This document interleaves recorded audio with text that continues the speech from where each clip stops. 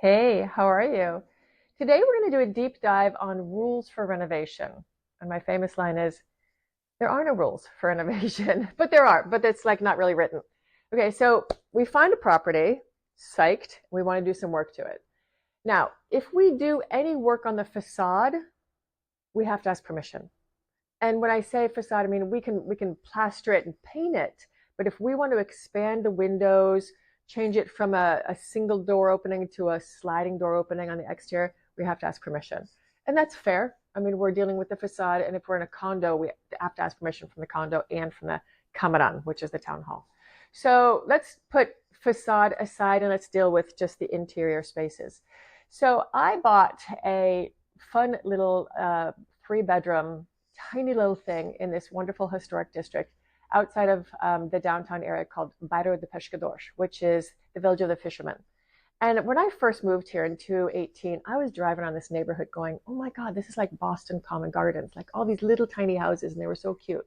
And I learned that Salazar had kind of given them to the fishermen to guarantee that they would bring fish to the market.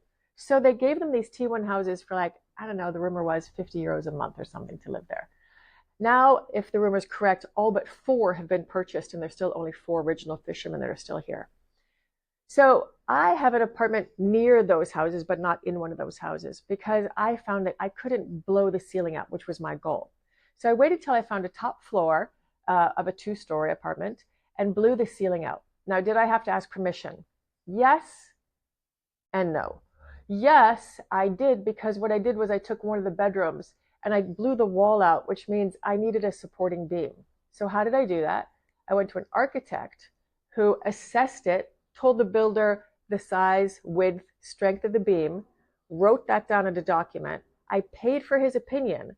And so if it ever comes back to me, I have an architect that signed off on it. So I kind of protected myself, put that in my documentation. So then we removed a wall. Because if we're going to remove a wall, then we need to protect everyone who lives underneath us. So I think it's important to know that if you're going to work on the facade, you have to ask permission. If you're going to work on the interior, you have to ask permission for things that affect others, their neighbors, and affect the integrity of your build. And then we're going to have to work through it together with the builder to make sure everything else you do is safe. So that's step 1 on your renovation.